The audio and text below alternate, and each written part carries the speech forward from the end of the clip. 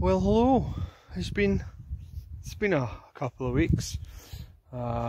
Work's been super busy, so we've not had a massive amount of time. Essentially, we've been coming into the garden for a wee break here and there. Instead of having like a coffee break or a smoke break or like whatever normal people do, we've been taking either chopping some firewood for the new stoves that we get put in to replace the gas convectors, or we've been taking a set of shears and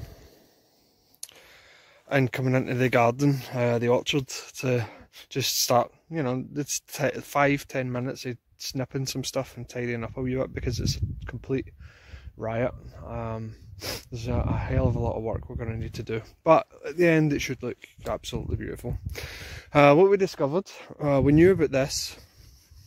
So these grey things are plastic pipe, and running along the top is a wire, and it's a huge grapevine that runs for 2/3 of the length of the orchard.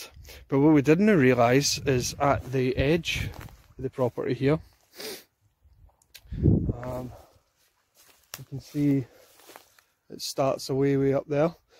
So we've been working our way along the edge because this has been left to its own devices for quite a few years. So the trees are all overgrown. You get grapes growing up into the trees, grapevines, which is not what you want because one, it attracts the birds, and as soon as the birds realise that there's grapes up there, well, they go, oh, that looks like grapes down there as well. So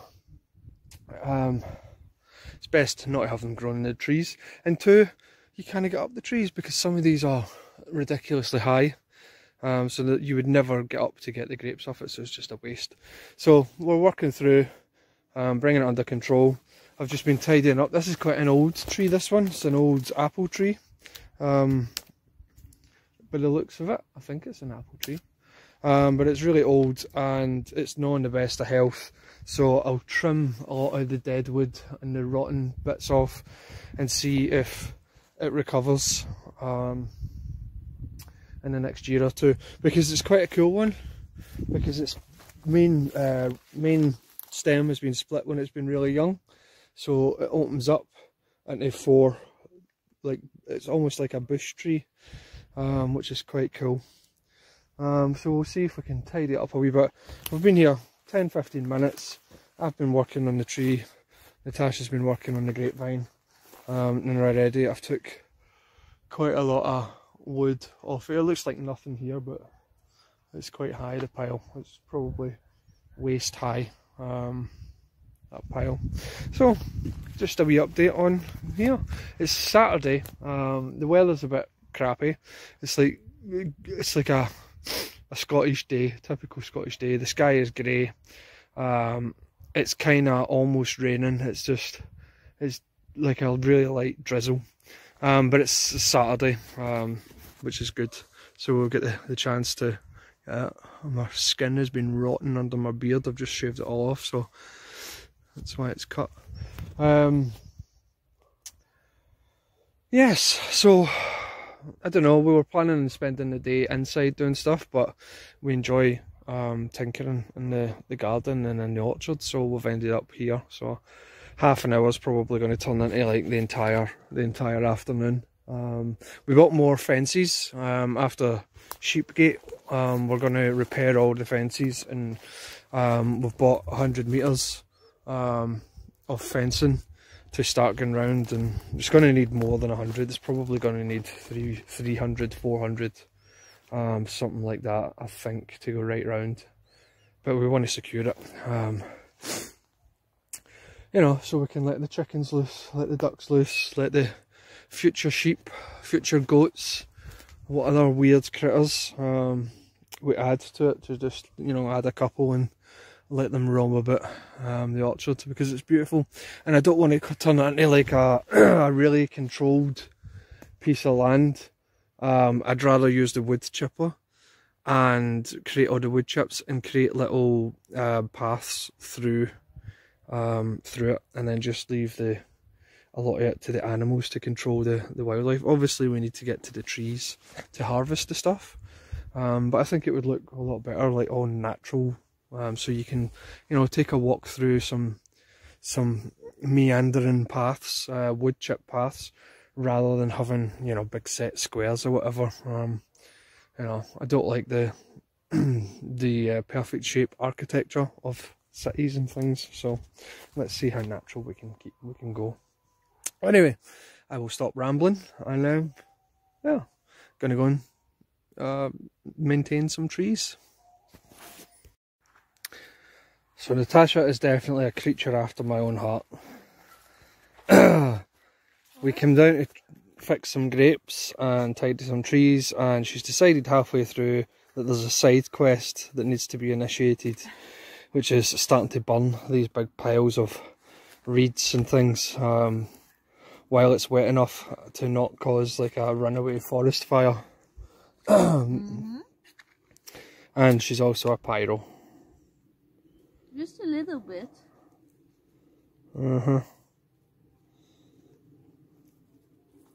So we could, I say we, I mean Natasha, could potentially destroy the entire orchard.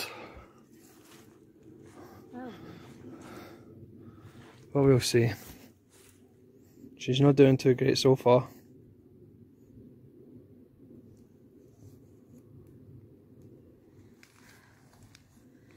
We've got like 7 or 8 of these big piles when they tidied up the garden last summer. There we go. So we've got, and we need to do something with them before the summer, because that's when you run the risk of it lighting on itself and yeah, just destroying the entire place. So this is controlled maintenance fire. And this is a safety fire, and it's allowed. There we go. Good job, Bubble. Even though it's soaking wet and it's been raining today, one little match and this thing is going for it. The danger of fire, boys and girls. Don't try this at home. Quite hot.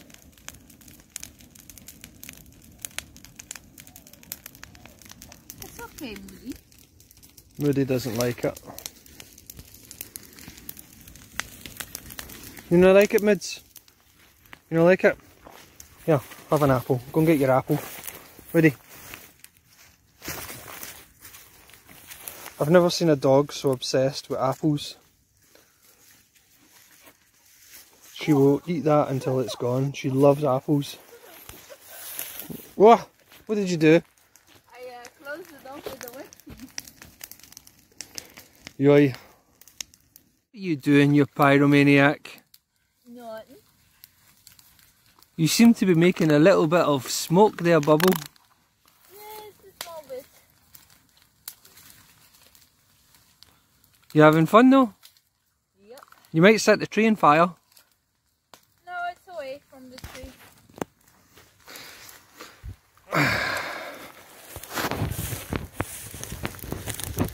Look, I'm under it. That's weird. You alright there, Farmer Joe? You alright, my lover? Yeah. You doing alright over there? You seem to be having some smoke issues. A little bit. Oh my.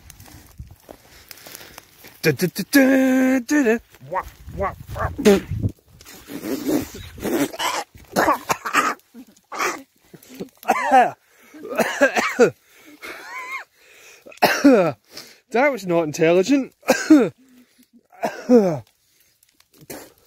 Oh. Oh man, I need to get back over there. Wow, that's so thick you cannot see a thing. This is me working on my, if I ever need to survive in a fire, skills. I know, I never dropped down to my knees. Oh, wowzers. It's working though. The pile is getting smaller. Do you have anything to say, Pyro?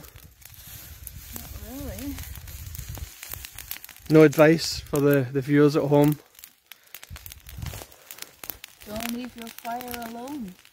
Never leave your fire unattended. Why? You never know. You never know.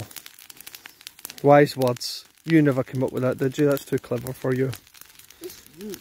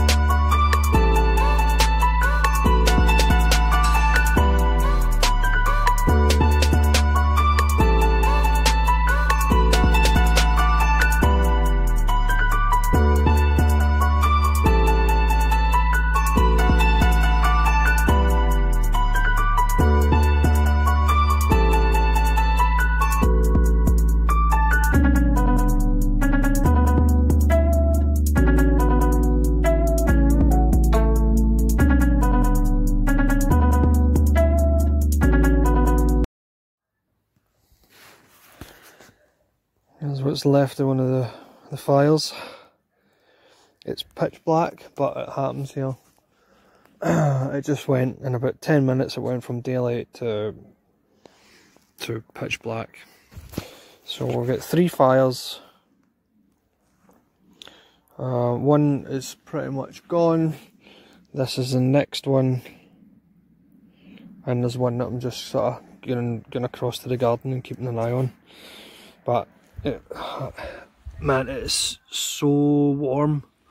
This is just like the last embers on the ground, but it's super toasty.